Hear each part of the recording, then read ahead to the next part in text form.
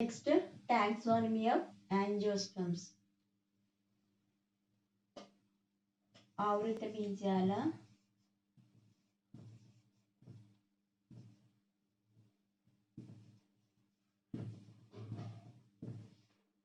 వర్గీకరణ శాస్త్రం.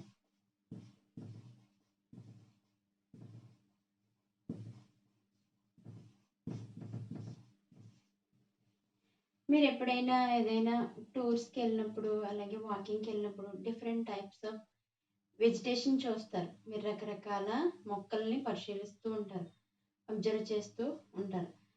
అయితే అవన్నీ మొక్కలు మీకు చూడడానికి ఒకే విధంగా ఉంటాయా? ఒకే విధంగా ఉండవు.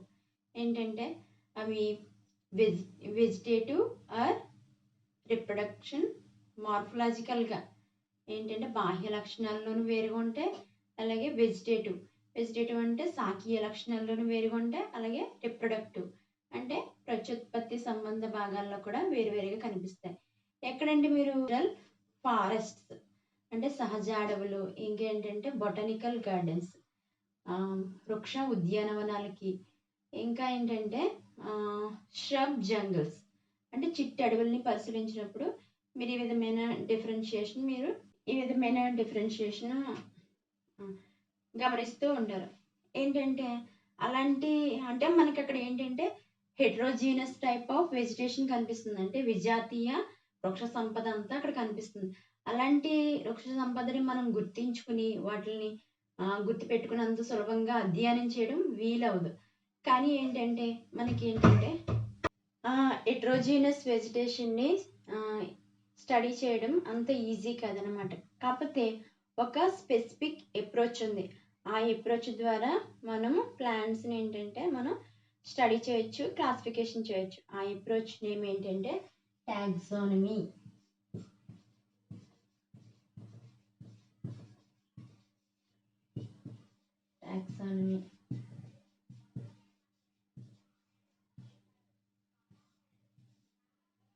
Okay, taxonomy is derived from Greek word.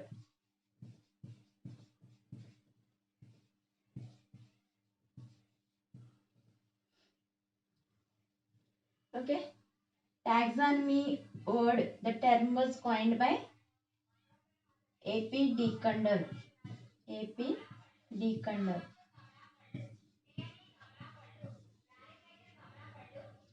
in 1813. Taxonomy అనే పదం ఏంటంటే గ్రీక్ పదం. ఈ పదాన్ని ఫస్ట్ ఉపయోగించింది ఎవరంటే ఏపీ డి కండర్. ఏపీ అంటే అగస్టిన్ పైరమ్. మనకి టాక్సానమీ ఏంటంటే ఇప్పటికీ కూడా యాంజియోస్పర్మ్స్ ఉన్నాయి కదా. యాంజియోస్పర్మ్స్ అంటే ఏంటి? ఫ్లవరింగ్ ప్లాంట్స్ని యాంజియోస్పర్మ్స్ అంటారు కదా. యాంజియోస్పర్మ్స్ని ఇప్పటికీ కూడా ఏంటంటే డిస్కవర్ చేసి రికార్డ్ చేయడం జరుగుతుంది అనమాట. అంటే ఇప్పటికీ కనుగొనడం అలాగే వాటిని రికార్డ్ చేయడం కూడా జరుగుతుంది అనమాట. అయితే మనకి ఎక్స్టర్నల్ క్యారెక్టర్స్ని బేస్ చేసుకుని చేసే టాక్సానమీ ఒకటి ఉంది. అలాగే internal characters like some branches base చేసుకుని చేసే క్లాసిఫికేషన్ కూడా ఉంది. ఫస్ట్ ఎక్స్టర్నల్ క్యారెక్టర్స్ని బేస్ చేసుకునే క్లాసిఫికేషన్ ఏంటంటే ఆల్ఫా టాక్సానమీ.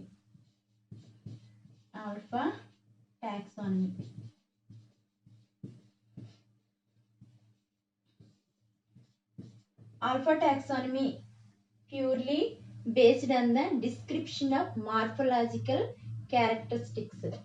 మార్ఫలాజికల్ క్యారెక్టరిస్టిక్స్ మీద ఆధారపడి పనిచేసేది ఏంటంటే ఆల్ఫా టాక్సానమీ.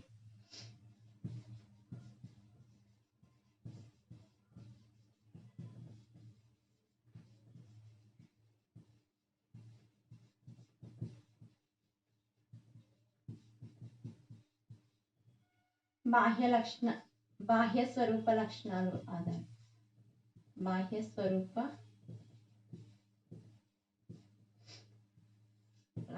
ఆధారంగా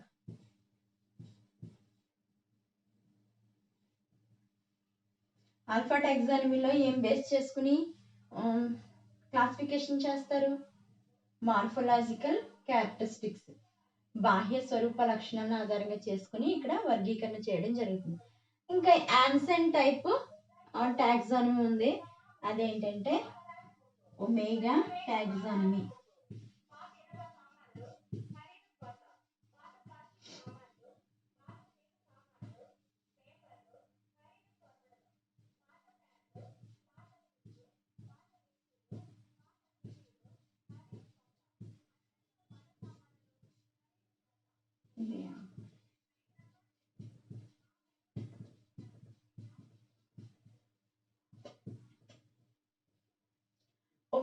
Omega taxonomy is a advanced type.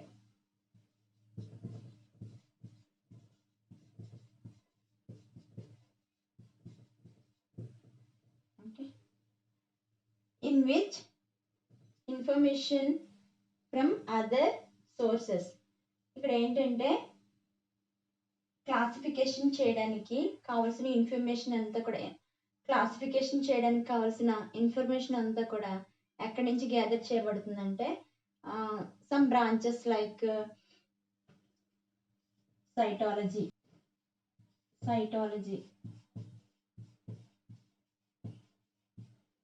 Embryology,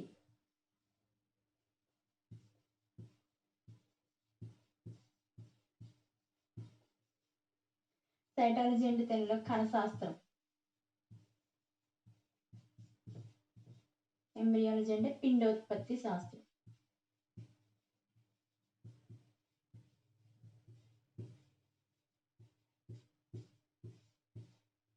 embryology, phytochemistry,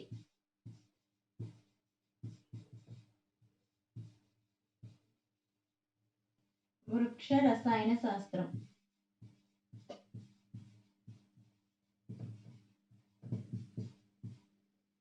serology, తెలుగులో కూడా సీరాలజీ. ఈ బ్రాంచెస్ ని బేస్ చేసుకుని మనకి చేసే క్లాసిఫికేషన్ ఏంటంటే ఒమేగా టాక్సానమీ. ఓకే, ఇది alpha taxonomy, omega taxonomy. Alpha taxonomy morphological characters మీద బేస్ అయి ఉంటుంది. ఒమేగా టాక్సానమీ ఏంటంటే మనకి అడ్వాన్స్డ్ టైపు. ఇది ఇన్ఫర్మేషన్ ఏంటంటే సమ్ బ్రాంచెస్ నుంచి ఇన్ఫర్మేషన్ తీసుకుని క్లాసిఫికేషన్ చేయడం అనేది జరుగుతుంది అనమాట, వర్గీకరణ చేయడం జరుగుతుంది. అయితే మనకి టాక్సానమీలో 4 బేసిక్ యూనిట్స్ ఉన్నాయి. ఆ 4 బేసిక్ యూనిట్స్ ఏంటో చూద్దాం. ఆ టాక్సానమీలో మనకి 4 ముఖ్యాంశాలు ఉన్నాయి, అవి చూద్దాం. ఫస్ట్ వన్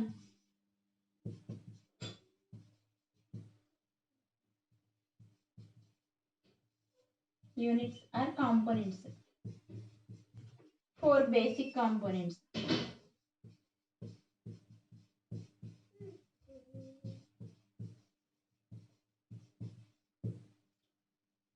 నాలుగు ముఖ్యాంశాలు. First one characterisation.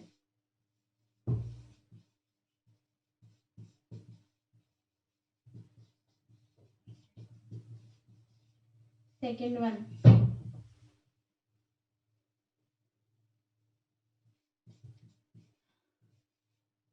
Identification.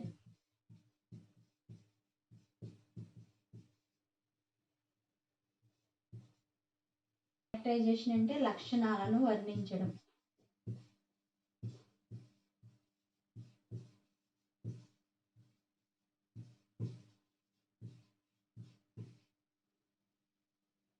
Identification గుర్తించడం.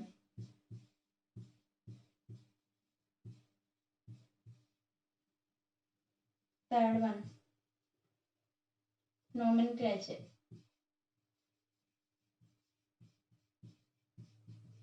నోమెన్క్లేచర్ నామీకరణ.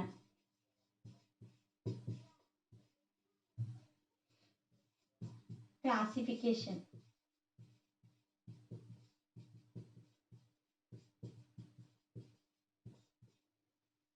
వర్గీకరణ.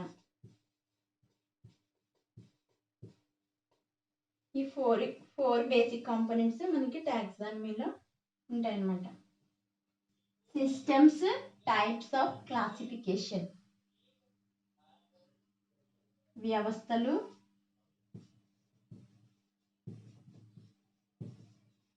వర్గీకరణ రకాలు.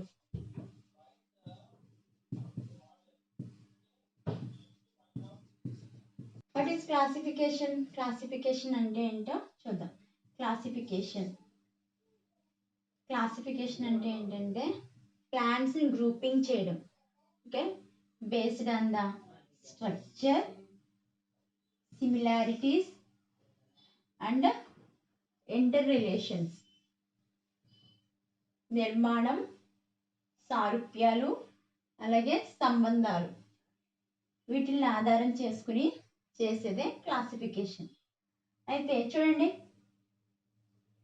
వేటిని ఆధారం చేసుకుని చేసేది క్లాసిఫికేషన్ అంటే structure, similarities and inter relations. నిర్మాణం అంటే ప్లాంట్ యొక్క స్ట్రక్చర్ ఎలా ఉంది దాన్ని, అలాగే సిమిలారిటీస్ ప్లాంట్స్ కి మధ్య ఏమైనా సిమిలారిటీస్ సంబంధాలు ఉన్నాయా అనే విధానాన్ని ఆధారంగా చేసుకునేది క్లాసిఫికేషన్. అయితే ఎర్లియర్ క్లాసిఫికేషన్స్ ఎలా ఉండేయంటే చూడండి, the earlier classifications of plants were based on the economic uses. Earlier classifications ఎలా ఉండేవి? దేని బేస్ చేసుకుని చేసేవారు? ఎకనామిక్ యూజెస్ అంటే మెడిసినల్ ప్లాంట్స్, అలాగే fibre yielding plants, oil yielding plants. అంటే ఏంటంటే ఫైబర్ ఈల్డింగ్ ప్లాంట్స్ అంటే నారలు ఇచ్చే మొక్కలు, అలాగే ఏంటంటే ఆయిల్ ఈల్డింగ్ ప్లాంట్స్ అంటే నూనెలు ఇచ్చే మొక్కలు, మందు మొక్కలు, వీటిని ఆధారంగా చేసుకుని చేసేవారు క్లాసిఫికేషన్. ఎర్లియర్ అంటే పూర్వపు వర్గీకరణలో. నెక్స్ట్ ఇంకా ఏం చేసేవారంటే గ్రాస్ స్ట్రక్చర్ని, అంటే మొక్క ఏంటంటే దాని యొక్క ఆకృతి ఎలా ఉంది, హ్యాబిట్ ఎలా ఉంది, అంటే అది ఏంటంటే హెర్బా, స్ట్రబ్బా, తర్వాత ట్రీయా. అంటే గుల్మాల అంటే చిన్న ఎత్తులో పెరిగే మొక్కలు, పొదలంటే గుబురుగా బుషీగా పెరిగే ప్లాంట్స్ని స్ట్రబ్స్ అంటారు. అలాగే ట్రీస్ టాల్గా పెరిగే ప్లాంట్స్. వీటిని ఆధారంగా చేసుకుని క్లాసిఫికేషన్ చేసేవారు. ఎప్పుడు? Earlier classification. నెక్స్ట్ చూడండి, different systems or classifications have developed gradually. ఏంటంటే ఉన్నది ఉన్నట్టే ఉండదు కదా, గ్రాడ్యువల్లీ డెవలప్మెంట్ అంటూ జరుగుతూ ఉంటుంది. అలాగే ఏంటంటే మనకి డిఫరెంట్ సిస్టమ్స్ అలాగే క్లాసిఫికేషన్స్ కూడా వచ్చినాయి అంట. రకరకాల వ్యవస్థలు అలాగే క్లాసిఫికేషన్స్ కూడా వచ్చాయి. అయితే మనం క్లాసిఫికేషన్ చేసేటప్పుడు అలా ప్లాంట్ని క్లాసిఫికేషన్ చేసి ఒకవేళ తెలియకపోయింది అనుకో, అలా వదిలేసామనుకో, అవి ఇంకా మనకి ఎప్పటికీ తెలియదు. అలాగే ఏంటంటే మనకి దానికి మధ్య రిలేషన్ అనేది తగ్గిపోతుంది. అలా వదిలేకుండా ఉండాలంటే మనకి డిఫరెంట్ క్లాసిఫికేషన్స్ అలాగే సిస్టమ్స్ కూడా ఏంటంటే బాటనీ అనేది ఏంటి? ఎలీల్డ్ సైన్స్. అంటే దానికి అంటే ఇతర బ్రాంచెస్తో సంబంధాన్ని కలిగి ఉంటుంది. అంటే ఇతర బ్రాంచెస్లో ఉండే బ్రాంచెస్ ఉంటాయి కదా, ఏంటవి? సైటాలజీ, ఎంబ్రియాలజీ అన్నీ ఉన్నాయి కదా. ఈ బ్రాంచెస్లో ఏంటంటే క్యారెక్టర్స్ని బేస్ చేసుకుని ఆ విధంగా క్లాసిఫికేషన్ చేయడం జరిగిందనమాట. అయితే అవి ఎక్స్టర్నల్ క్యారెక్టర్స్ అయినా ఉండొచ్చు, అంటే బాహ్య లక్షణాలు అయ్యి ఉండొచ్చు, ఇంటర్నల్ క్యారెక్టర్స్ అంటే అంతర్ లక్షణాలు అయినా అయ్యి ఉండొచ్చు అనమాట. అలా చేసిన సిస్టమ్స్లో ఏంటంటే మనకి 3 టైప్స్, అంటే అన్ని క్లాసిఫికేషన్ కలిపి మనకి ఫైనల్గా 3 టైప్స్ ఆఫ్ సిస్టమ్స్ ఉన్నాయన్నమాట. ఆ 3 టైప్స్ ఆఫ్ సిస్టమ్స్ ఏంటంటే, ఫస్ట్ సిస్టమ్ ఏంటంటే ఆర్టిఫిషియల్ సిస్టమ్, కృత్రిమ వ్యవస్థ.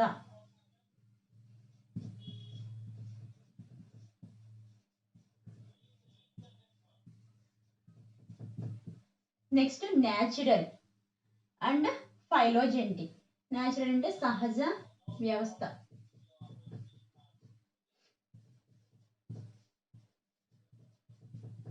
నెక్స్ట్ ఫైలోజెంటిక్, వర్గ వికాస వ్యవస్థ.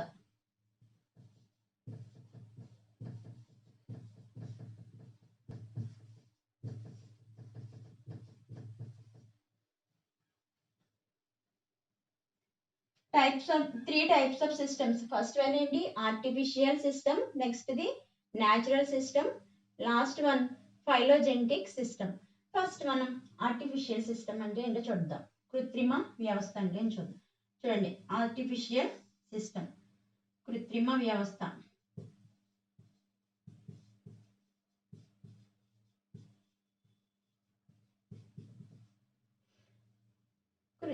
Artificial system is the earliest system. ఇదేంటి? ఎర్లియస్ట్ సిస్టమ్ అంటే పూర్వపు రోజుల్లో ఉపయోగించే సిస్టమ్ అనమాట.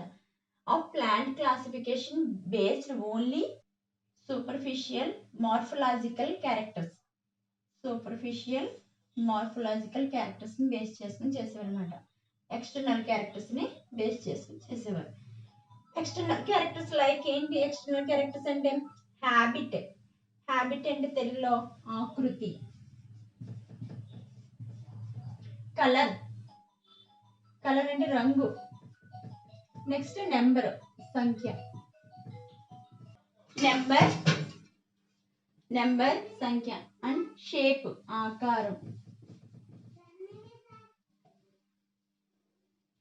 లీవ్స్, పత్రాకారం.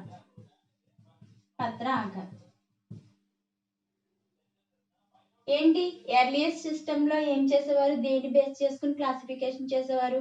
హ్యాబిట్, అలాగే నెంబరు, కలరు, తర్వాత షేప్, లీవ్స్ ని బేస్ చేసుకుని క్లాసిఫికేషన్ చేసేవారు అనమాట. చూడండి, ఇలా చేసేటప్పుడు ఏంటంటే వీళ్ళు in this system only one or few characters were selected. మనకి ఆర్టిఫిషియల్ సిస్టంలో, కృత్రిమ వ్యవస్థలో కొన్ని అంటే ఫ్యూ క్యారెక్టర్స్ మాత్రమే సెలెక్ట్ చేసుకునేవారు అనమాట. అవి ఆర్బిటరీ అంటే మారుతూ ఉంటాయి, స్థిరంగా ఉండవు. నెక్స్ట్ ఎక్స్టర్నల్ క్యారెక్టర్స్ అనేవి ఏంటంటే, ఎక్స్టర్నల్ క్యారెక్టర్స్ లో మనకి వెజిటేటివ్ పార్ట్స్ వస్తాయి, లీఫ్, అలాగే రూట్ సిస్టమ్, ఇవన్నీ వస్తాయి. ఇవి ఏంటంటే మారుతూ ఉంటాయి అనమాట, ఎన్విరాన్మెంట్ ఫ్యాక్టర్స్ని బట్టి మారుతూ ఉంటాయి. నెక్స్ట్ మనకి ఆర్టిఫిషియల్ సిస్టంలో ఏంటంటే closely related plants were often placed in different groups. మనకి క్లోజ్లీ దగ్గర సంబంధాలు ఉన్న ప్లాంట్స్ అన్నింటినీ కూడా ఏంటంటే వీళ్ళు డిఫరెంట్ గ్రూప్స్ కింద చేయడం జరిగింది అనమాట. అలాగే మళ్ళీ ఇంకేంటంటే unknown while unrelated plants were placed in the same group. కానీ అన్రిలేటెడ్ తెలియని మొక్కల కోసం అయితే తెలియని మొక్కలను అన్నింటినీ కూడా ఒక గ్రూప్ కింద చేర్చేసి అందులోనే ఉంచేసారనమాట. కానీ దగ్గర క్యారెక్టర్స్ అంటే ఒక ప్లాంట్ కున్న క్యారెక్టర్స్ ఇంకొక ప్లాంట్ ఉన్నాయి అనుకో, ఆ క్యారెక్టర్స్ ని అన్నింటినీ కూడా ఏం చేశారు, గ్రూప్స్ కింద, డిఫరెంట్ గ్రూప్స్ కింద డివైడ్ చేశారు. కానీ వాళ్ళకి తెలియలేని అన్రిలేటెడ్ ప్లాంట్స్ ఉంటే వాటిని అన్నింటినీ ఒకే సేమ్ గ్రూప్ లో ఉంచేసారనమాట. అయితే ఈ సిస్టమ్ ఆఫ్ క్లాసిఫికేషన్ లో ఏంటంటే న్యాచురల్ క్యారెక్టర్స్ కి ఇందులో ఎక్స్ప్లెయిన్ చేయడం జరగలేదు అనమాట, న్యాచురల్ క్యారెక్టర్స్ కోసం. కానీ అన్నోన్ ప్లాంట్స్ ని మనం ఈజీగా గుర్తుపెట్టాలంటే ఆర్టిఫిషియల్ సిస్టమ్ ఆఫ్ క్లాసిఫికేషన్ అనేది బాగా యూజ్ అవుతుంది అనమాట. ఇది artificial system of classification.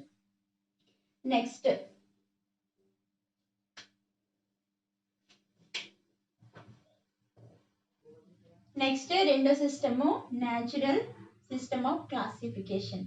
Natural system of classification లో దేనికి ఎక్కువ ఇంపార్టెన్స్ ఇచ్చారంటే మార్ఫలాజికల్ క్యారెక్టర్స్. ఆల్రెడీ మీకు మార్ఫలాజికల్ క్యారెక్టర్స్ అంటే అర్థమైంది కదా, అంటే బయటికి బాహ్యంగా కనిపించే లక్షణాలు. అంటే మనం బయటికి ఏం కనిపిస్తాయి? లీవ్స్ కనిపిస్తాయి, అలాగే ఫ్లవర్స్ కనిపిస్తాయి, ఇవన్నీ స్టెమ్ కనిపిస్తుంది. వీటిని బేస్ చేసుకుని చేసేదే మార్ఫలాజికల్ క్లాసిఫికేషన్. మార్ఫలాజికల్ క్యారెక్టర్స్ అంటే అవి. Next the plants were first classified into few groups.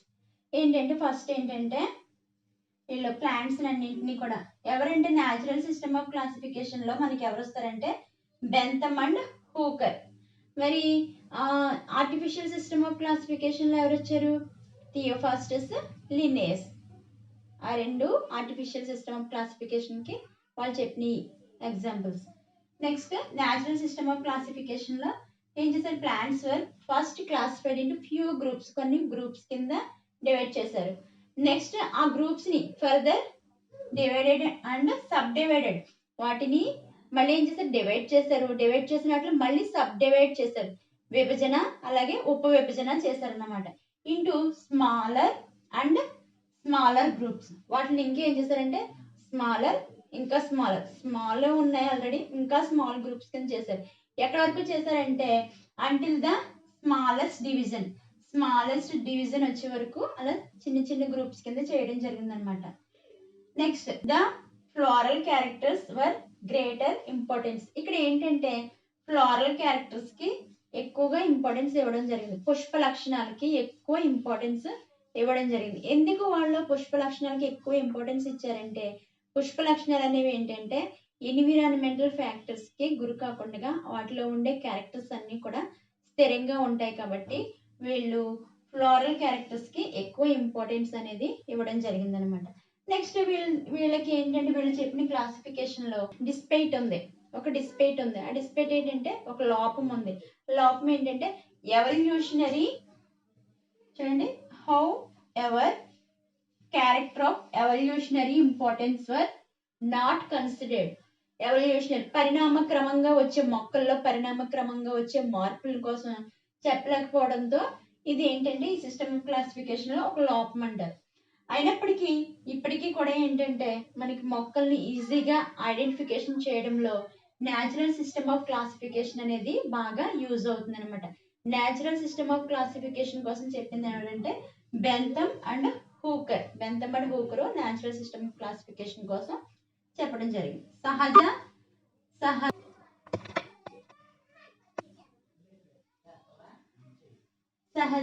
వ్యవస్థ. బెంథమ్ అండ్ హూకర్ రాసిన పుస్తకం పేరు ఏంటంటే in they book Genera plantarum. మనం ఇప్పటివరకు నేర్చుకున్న artificial system of classification, natural system of classification, కృత్రిమ వర్గీకరణ వ్యవస్థ, అలాగే సహజ వర్గీకరణ వ్యవస్థలో మనం కొన్ని పుస్తకాల కోసం నేర్చుకున్నాం. అవేంటంటే hysteria plantarum, species plantarum, జెనీరా plantarum. Hysteria plantarum Theophrastus రాశారు, స్పీసెస్ ప్లాంటారం లిన్నేయస్, అలాగే బెంథమ్ అండ్ హూకర్ రాసిన బుక్ ఏంటంటే జెనీరా ప్లాంటారం. ఇవి 2 మార్క్స్ కి అడిగే అవకాశం ఉంది కాబట్టి మీరు బాగా గుర్తుపెట్టుకోవాలి. Bentham and Hooker divided the flowering plants. Flowering plants అంటే angiosperms into 3 classes. Bentham and Hooker classification ఏమంటారు? ఇది ఏ system of classification? Natural system of classification. ఈ బెంథమ్ అండ్ హూకర్ బుక్ ఏంటి? In their book Genera Plantarum. Okay, వీళ్ళు ఏం చేశారు? Flowering plants ని 3 క్లాసెస్ కింద డివైడ్ చేశారు, 3 తరగతుల కింద విభజించారు బెంథమ్ అండ్ హూకర్. ఆ 3 తరగతులు ఏంటో చూద్దాం. ఫస్ట్ డైకాటిలిడనే, ద్విదళ బీజాలు. నెక్స్ట్ జిమ్నోస్పెర్మ్స్ అంటే వివృత బీజాలు. నెక్స్ట్ మోనోకాటిలిడనే అంటే ఏకదళ బీజాలు. చూడండి, dicotyledonae it is also called as dicots. Dicots అని కూడా అంటారు. డైకాట్స్ ద్విదళ బీజాలు.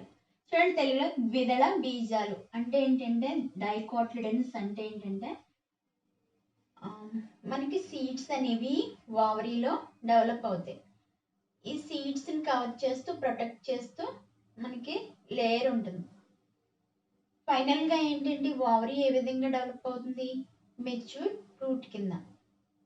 అంటే ఇక్కడ ఇది ఓవరీ. ఓవరీలో మనకి ఏముంటాయి? Ovary consist seeds. ఓవ్యూల్స్ ఉంటాయి. ఓవ్యూల్స్ ఫైనల్ గా ఏ విధంగా డెవలప్ అవుతాయి? Ovules develop into seeds. ఈ ఓవ్యూల్స్ సీడ్స్ కింద డెవలప్ అవుతాయి. నెక్స్ట్ ఫైనల్ గా ఓవరీ ఉంది కదా, ఈ ఓవరీ మెచ్యూర్ ఫ్రూట్ కింద డెవలప్ అవుతుంది అనమాట.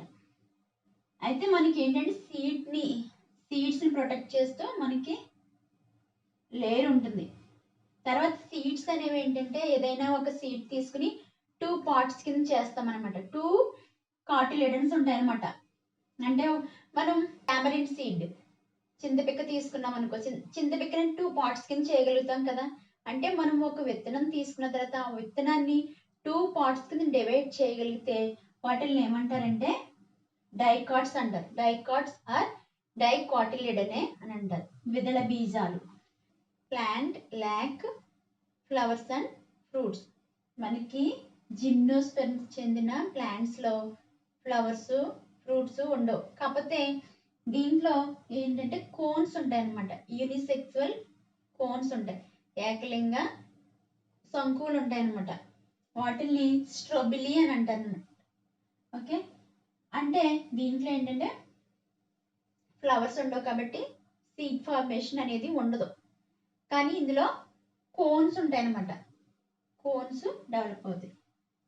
నెక్స్ట్ మోనోకాటిలిడనే. మోనోకాటిలిడనే అంటే ఏంటి?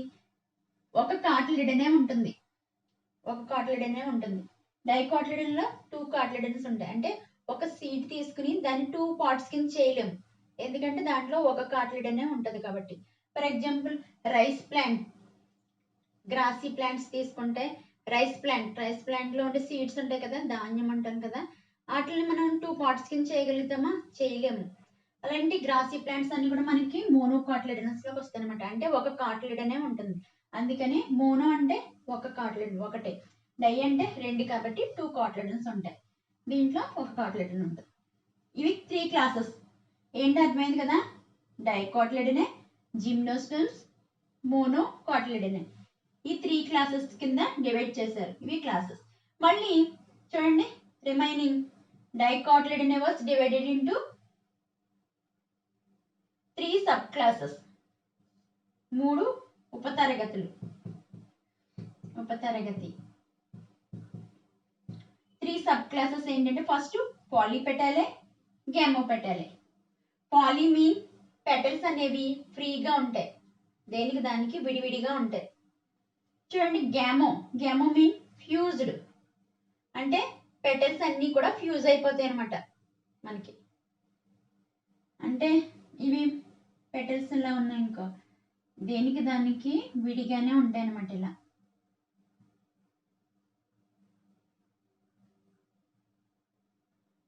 ఇలా విడివిడిగా ఉంటాయి. గ్యామో పెటల్స్ అంటే గ్యామో మీన్ ఫ్యూజ్డ్, అంటే పెటల్స్ అన్నీ ఇలా ఫ్యూజ్ అయిపోతాయి అనమాట. Okay, next మోనోక్లామిడే. దీంట్లో పెటల్స్ సెపల్స్ అనేవి ఏమి ఉండవన్నమాట, కానీ ప్లాంట్ కంప్రైజింగ్ ఫ్లవర్స్ ఉంటాయి, కానీ ఆ ఫ్లవర్స్ కి పెటల్స్ సెపల్స్ ఏమి కూడా మనకు ఉండవు. ఇది మోనోక్లామిడే. నెక్స్ట్ సిరీస్, క్రమాలు. చూడండి, polypetalae was divided into 3 series, thalamiflorae, disciflorae, calyciflorae. తెలుగులో కూడా ఇవే పేర్లు, thalamiflorae, disciflorae, calyciflorae. Next gamopetalae was divided into 3 series, inferae, heteromerae, bicarpellatae. తలామిఫ్లోరేలో మనకి ఈ తలామస్ అనేది ఎలా ఉంటుందంటే డోమ్ షేప్ లో ఉంటుంది అనమాట, డోమ్ షేప్ లో ఉంటుంది. డిస్కిఫ్లోరేలో డిస్క్ షేప్ లో ఉంటుంది అనమాట. కెల్సిఫ్లోరేలో. Next gamopetalae was divided into 3 series, inferae, heteromerae, bicarpellatae. Bicarpellate 2 carpels ఉంటాయి అనమాట. బైకార్పెల్లెట్, ఎట్రోమీరే ఫ్లవర్స్, ఇవన్నీ కూడా ఏంటంటే పెటల్స్ అనేవి ఫ్యూజ్ అయి ఉంటాయి. ఎట్రోమీరే, ఇన్ఫెరేలో కూడా పెటల్స్ అనేవి ఫ్యూజ్ అయి ఉంటాయి అనమాట, అంటే పెటల్స్ అనేవి కలిసిపోయి, అంటే ఆకర్షణ పత్రాలు అనేవి కలిసిపోయి ఉంటాయి. ఎట్రోమీరేలో కూడా అంతే. నెక్స్ట్ మనకి ఏంటంటే next monocotyledonae was divided into 7 series. Next monochlamydeae was divided into 8 series. The flowering plants into 202 natural orders. మనకి ఏంటంటే యాంజియోస్పెర్మ్స్ అంటేనే ఫ్లవరింగ్ ప్లాంట్స్. ఈ ఫ్లవరింగ్ ప్లాంట్స్ లో మనకి 202 న్యాచురల్ ఆర్డర్స్ ఉంటాయి అనమాట. వాటిని, ఈ న్యాచురల్ ఆర్డర్స్ ని ఏమంటున్నారంటే ఫ్యామిలీస్, కుటుంబాలు అంటున్నారు. కుటుంబాలు. ఈ 202లో 165 ఏమో డైకాటిలిడనే ఫ్యామిలీస్, నెక్స్ట్ 3 ఏమో జిమ్నోస్పెర్మ్స్, 34 ఏమో మోనోకాటిలిడనే ఫ్యామిలీస్ అన్నమాట. ఇవి 202. ఇదేంటంటే Bentham and Hooker system of classification, అంటే natural system of classification. Phylogenetic system of classification, వర్గ వికాస వ్యవస్థ. ఫైలోజెంటిక్ సిస్టమ్ ఆఫ్ క్లాసిఫికేషన్, వర్గ వికాస వ్యవస్థ. Evolution may be progressive or retrogressive. Evolution అనేది ఏంటంటే ప్రోగ్రెసివ్ అంటే పురోగామి,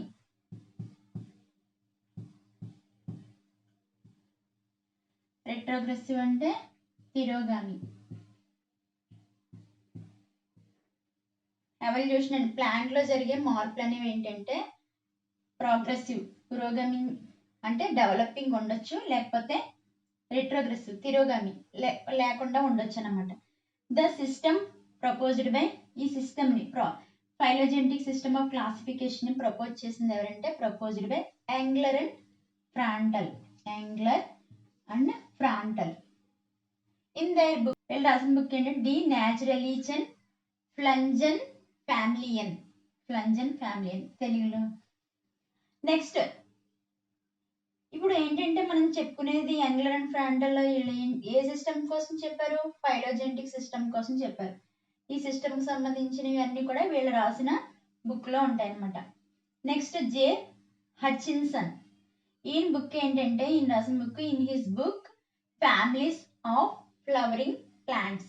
families of flowering plants book రాసింది ఎవరంటే హచిన్సన్. ఈయన కూడా ఏ సిస్టమ్ ఆఫ్ క్లాసిఫికేషన్ కోసం చెప్పారంటే ఫైలోజెంటిక్ సిస్టమ్ ఆఫ్ క్లాసిఫికేషన్ కోసం చెప్పారు. నెక్స్ట్ ద లేటెస్ట్ ఫైలోజెంటిక్ క్లాసిఫికేషన్ అంటే కొత్తగా వచ్చిన క్లాసిఫికేషన్ ఏంటంటే ఏపీజీ. ఏపీజీ అంటే యాంజియోస్పెర్మిక్ ఫైలోజెంటిక్ గ్రూప్. యాంజియోస్పెర్మిక్ ఫైలోజెంటిక్ గ్రూప్ అన్నమాట ఏపీజీ. నేను ఇక్కడ చాలా బుక్స్ కోసం చెప్పాను, అలాగే సైంటిస్టుల కోసం చెప్పాను. ఇవన్నీ కూడా మీకు 2 మార్క్స్ కి ఇంపార్టెంట్, యాజ్ వెల్ యాజ్ అలాగే కాంపిటేటివ్ ఎగ్జామ్స్ కూడా ఇంపార్టెంట్. ఇవన్నీ మీరు ఏంటంటే ఒక నోట్స్ పెట్టి ఈ బిట్స్ రూపంలో రాసుకుంటే మీకు నెక్స్ట్ యూజ్ అవుతాయి అన్నమాట. అదర్ టైప్స్, అదనపు రకాలు.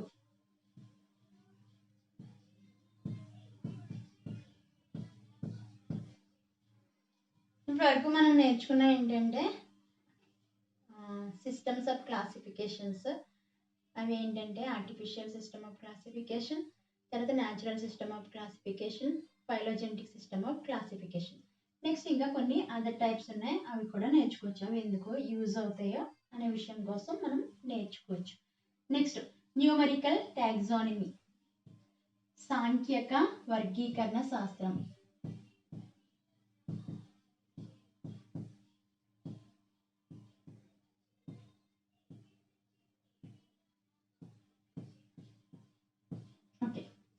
చూడండి, in this process number and codes are assigned to all the characters and the data then progress. ఏంటంటే మనకి ఇక్కడ క్యారెక్టర్స్ ఉంటాయి కదా, అదే ఫ్లవర్ క్యారెక్టర్స్ ఉంటాయి, అలాగే ప్లాంట్లో క్యారెక్టర్స్ అంటే లీవ్స్ ఎలా ఉంటాయి అన్నిటి కోసం కూడా అన్ని లక్షణాలను ఏంటంటే ఇక్కడ మనకి నెంబరు అండ్ కోడ్స్ ఇస్తారనమాట. నెంబరు కోడ్ ఇస్తారు. తర్వాత ఏంటంటే అన్ని డేటా కూడా ఏంటంటే మనకి క్రమ పద్ధతిలో ఉంటుందన్నమాట. నెక్స్ట్ సైటోటాక్సానమీ. సైటోటాక్సానమీ అంటే కణాధార వర్గీకరణ శాస్త్రం. కణాధార వర్గీకరణ శాస్త్రం.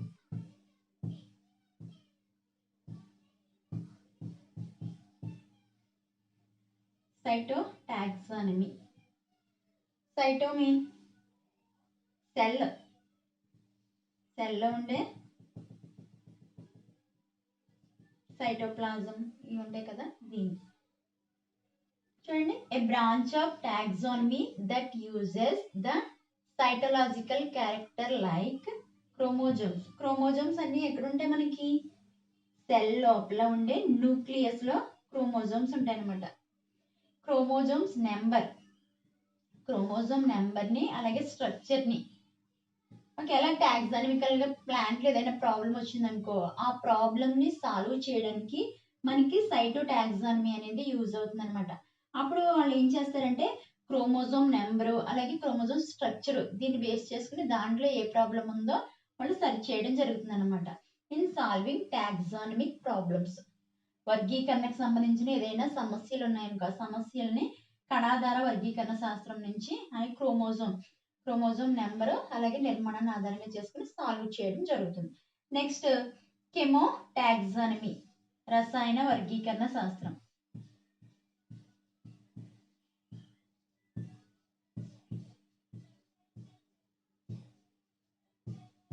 రసాయన వర్గీకరణ శాస్త్రం చూడండి. Phytochemical data to solve the problems of taxonomy.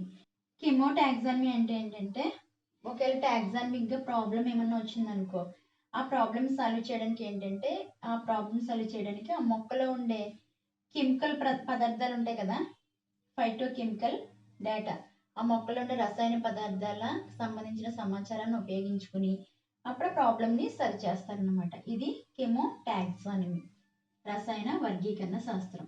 Next semi technical description of A typical flowering plant. Semi technical description అంటే వర్ణన. ఓకే, పుష్పించే మొక్క పాక్షిక సాంకేతిక వర్ణన.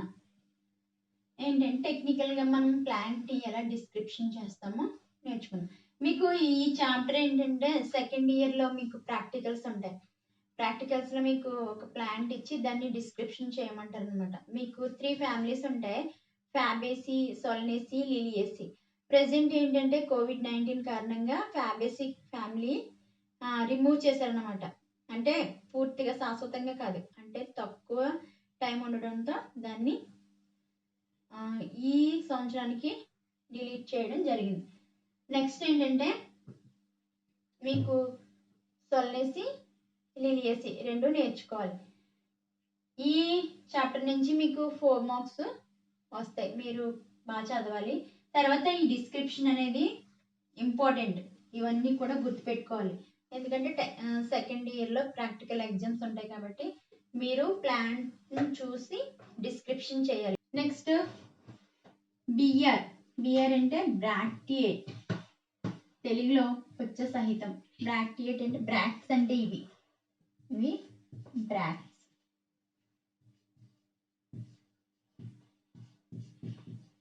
బ్రాక్ట్స్ అంటే ఇవి గుర్తుపెట్టుకోండి. మీరు ఎప్పుడైనా ఒక ఫ్లవర్ తీసుకుని దాన్ని డిస్క్రిప్షన్ చేయండి. బ్రాక్ట్స్ ఎక్కడున్నాయి, బ్రాక్టియోల్స్ ఎక్కడున్నాయి, థలామస్ ఏంటి, పెటల్స్ ఎలా ఉన్నాయి అన్నీ కూడా మీరు గుర్తుపెట్టుకోవాలి. బ్రాక్టియేట్ అంటే తెలిసింది కదా, ఇది బ్రాక్ట్స్. బ్రాక్ట్స్ అంటే బ్రాక్టియేట్ అంటారు. నెక్స్ట్ తెలుగులో పుచ్చ సహితం, పుచ్చాలు అంటారు వీటిని తెలుగులో, పుచ్చాలు.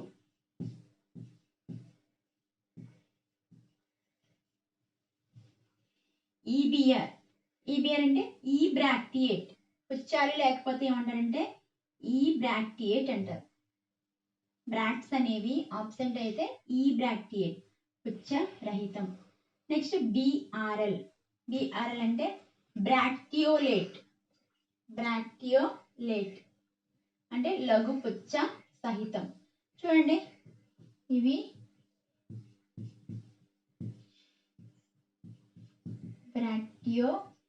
బ్రాక్టియోల్స్, వీటిని బ్రాక్టియోల్స్ అంటారు, లఘు పుచ్చాలు. ఈబిఆర్ఎల్ అంటే ఈ బ్రాక్టియోలేట్, బ్రాక్టియోల్స్ ఆబ్సెంట్ అయితే ఇక్కడ ప్రెసెంట్ అయి ఉన్నాయి కాబట్టి బ్రాక్టియోలేట్ అన్నాం.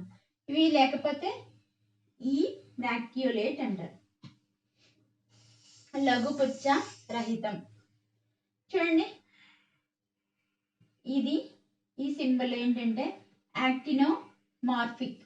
యాక్టినోమార్ఫిక్ అంటే మనం ఫ్లవర్ని ఏ ప్లేన్లో, సెంటర్ పార్ట్ నుంచి ఏ ప్లేన్లో కట్ చేసినా 2 ఈక్వల్ పార్ట్స్ అయితే దాన్ని ఏమంటాం, యాక్టినోమార్ఫిక్ అంటాము.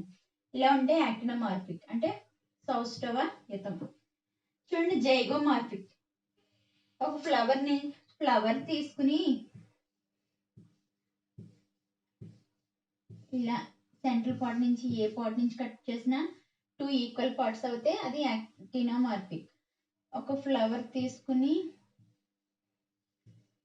దాన్ని ఒక్క వెర్టికల్గా మాత్రమే కట్ చేయగలిగితే అది జైగోమార్ఫిక్. దాని సింబల్ జైగోమార్ఫిక్ సింబల్ ఇలా జైగోమార్ఫిక్ పాక్షిక సౌష్ఠవయుతం.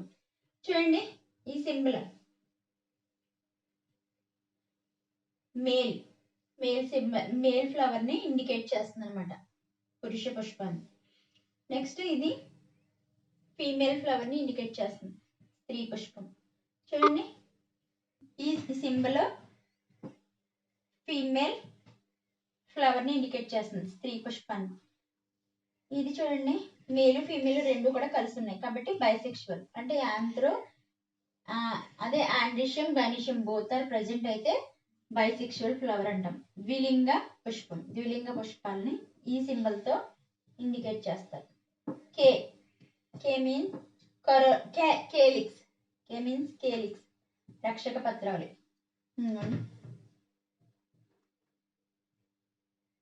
ఇది కేలిక్స్, రక్షక పత్రావళి.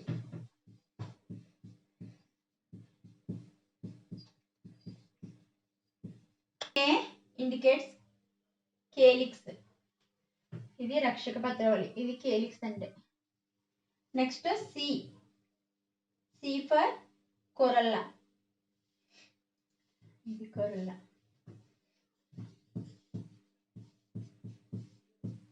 ఆకర్షణ పత్రావళి.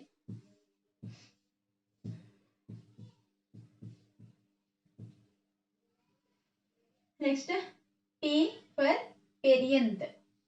పెరియంత్ అంటే తెలుసు కదా, సెపల్స్ పెటల్స్ రెండు కూడా ఫ్యూజ్ అయి ఉంటే దాన్ని పెరియంత్ అంటారు. ఆకర్షణ పత్రావళి రక్షక పత్రావళి రెండు కలిసి ఉంటే పెరియంత్ అంటారు. పరిపత్రం. ఏ ఫర్ యాండిషియం, క్యాసరావల్ని ఇండికేట్ చేస్తుంది. ఇంకో యాండిషియం అంటే ఇది. యాండిషియం contain 2 parts anther filament. We have already discussed the flower. Next G gynoecium, అండకోశం. ఇదిగో this is gynoecium, contain 3 parts: stigma, style, ovary. After fertilization, ovary developed into fruit. Okay next చూడండి G gynoecium. చూడండి ఇక్కడ మనకి జీకి కింద భాగంలో ఈ symbol మొత్తం దేన్ని ఇండికేట్ చేస్తుందంటే సుపీరియర్ ఓవరీ, ఓద్భవం అండం కోసం. ఆల్రెడీ మనం ఏంటంటే టైప్స్ ఆఫ్ ఓవరీలో చూసాం కదా, సుపీరియర్ ఓవరీ, ఇన్ఫీరియర్ అవి. నెక్స్ట్ ఈ సింబల్ ఇండికేట్స్ ఇన్ఫీరియర్ ఓవరీ. మనకి ఏంటంటే ప్లాంట్ డిస్క్రిప్షన్ లో ఫస్ట్ ప్లాంట్ తీసుకున్న తర్వాత మనం దాన్ని హ్యాబిట్ రాయాలి. హ్యాబిట్ అంటే అది ఏంటంటే హెర్బా, ష్రబ్బా, ట్రియా అంటే గుల్మమా, పొద, వృక్షమా అని రాయాలి. తర్వాత హ్యాబిటేట్ అంటే ఏంటంటే అది ఎక్కడ పెరుగుతుంది, వాటర్లోనా, టెరెస్ట్రియల్లా అంటే భూమి మీద పెరుగుతుందా, నీళ్ళలో పెరుగుతుందా, ఎక్కడ పెరుగుతుందో అది హ్యాబిటేట్. నెక్స్ట్ క్యారెక్టర్స్ అంటే వెజిటేటివ్ క్యారెక్టర్స్ రాయాలి. వెజిటేటివ్ క్యారెక్టర్స్ అంటే మనకి రూట్ సిస్టమ్, అలాగే స్టెమ్, లీవ్స్, వీటి కోసం వెజిటేటివ్ క్యారెక్టర్స్ అని. నెక్స్ట్ ఫ్లోరల్ క్యారెక్టర్స్ రాయాలి. ఫ్లోరల్ క్యారెక్టర్స్ అంటే మనం ఇన్ఫ్లోరసెన్స్ అలాగే ఫ్లవర్లో ఉండే పార్ట్స్, వీటి కోసం మనం డిస్క్రిప్షన్ చేయాలి. నెక్స్ట్ ఏంటి ఫ్రూట్ కోసం రాయాలి. ఫ్రూట్ ఆఫ్టర్ ఏంటంటే మనం ఫ్లోరల్ డయాగ్రామ్ వేయాలి. ఫ్లోరల్ డయాగ్రామ్ తర్వాత ఫ్లోరల్ ఫార్ములా, పుష్ప చిత్రం, పుష్ప సంకేతం రాయాలి. ఇలా రాసిన తర్వాత మనం ఫైనల్గా మనం ఫ్లోరల్ ఫార్ములా నోట్ చేసినప్పుడు ఇవి ఉపయోగించుకుని నోట్ చేస్తామన్నమాట. అంటే ఫ్లోరల్